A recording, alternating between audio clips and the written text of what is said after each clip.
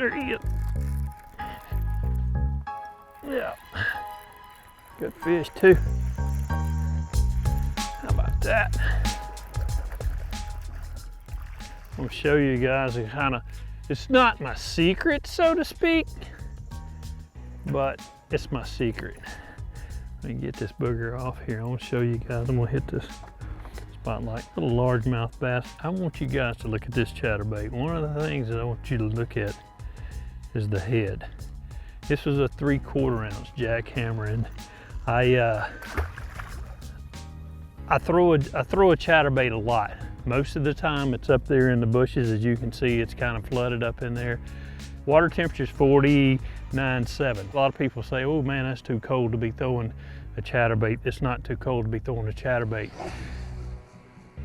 What's happening is we've had a couple of good warm rains. We have a warm day. These fish are just kind of getting up here over the top of some grass. And the grass is down probably 11 to 12, 15 feet deep. And I'm just taking this 3/4 ounce. I'm throwing it out there and letting it sink just a little bit. I'm just slow rolling it. I want to be able to feel the blade, but I also want to keep that bait down right on top of the grass. That fish, I watched him on my forward face and he came out and charged it. You can see on my Garmin unit here, this is all grass. So it starts out here in about 30 feet of water, but it comes up, you can see it tops out at 20, then it comes up in here, and right in here is what we're targeting. 11, 12 feet deep right there. Main lake point, got a big creek channel that comes in over here to my right. We got one coming in right there in front of us. It's just a great place for these fish to kind of pull up and feed. You got a little wind blowing across it. Just kind of throwing that bait at a 45-degree angle and just kind of slow rolling it right over the top of the grass. A 1/2 ounce will catch them, but boy howdy, you just have to fish it so stinking slow where you can take this 3/4 ounce. I mean, it's vibrating. Everything's working right there. But I can reel it at a fast enough pace where I can really keep in contact with the bait. Pretty much what I'm trying to do is watch it with my forward facing, throwing it out there, and you'll see it splash. Tube, 80 feet, he's going right down on top. Took about 5 or 6 seconds. That's actually about 12 feet. Now all I'm trying to do is just concentrate on just crawling that thing.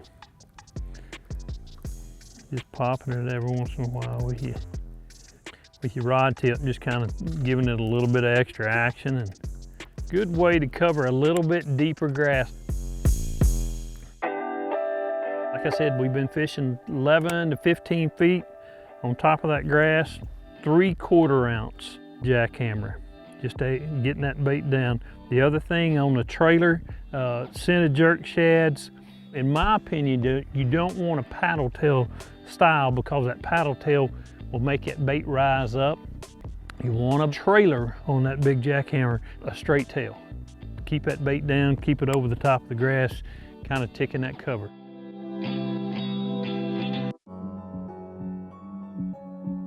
I don't care what lake you're at, anywhere in the country, if you have a little bit of grass, the bass will live in it. I don't care what the temperature is, block all that out. Don't read the book, so to speak. Just know that if you have grass or have access to a lake that has grass, I promise you, you're gonna have some fish that use that grass year round.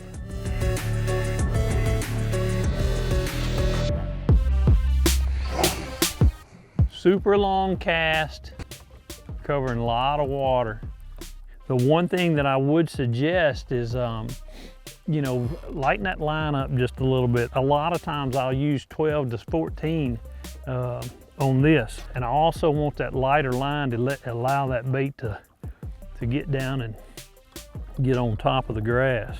The big thing about having a long rod, to not only one, make a long cast, but you're covering a lot of water, and if a fish does hit out there on the end of the cast, you have a little bit of leverage.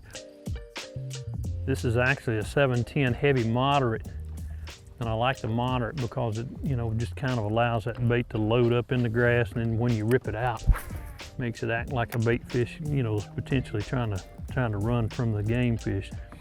This St. Croix Legend Tournament Bass Series is probably my favorite, just all around chatterbait rod. I utilize it when it's shallow, utilize it when I'm out here fishing deep as well.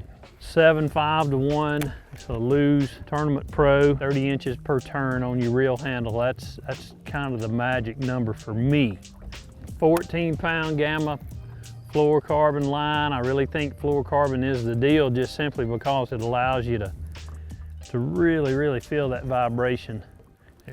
There he is right there. That one got a little head shake to him. Main lake, that's just a main lake point. That's a good one here, I think. Potentially good one.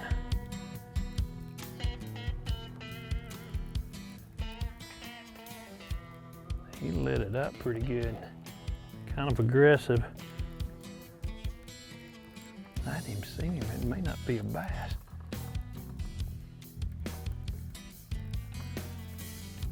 There have been known to be some stripers in here. Might have got his face full of grass too. That's exactly what it was. How about that? I'm gonna show y'all something. That's what I thought had happened. What had happened, that's what we're fishing. That, I think they want to call it Elodea. We all called it hydrilla. What happened was he hit that thing, got his face full of grass, and it just killed him. Basically, that's a pretty fish. Man, choked it. How about that, guys? Pretty little old fish. Bass in the grass, 3/4 ounce chatterbait, slow rolling it. Don't get in a big hurry. Get that thing and make it get down on top of that grass. Just a solid 2 3/4, 3 pounder. I mean, he came with a vengeance.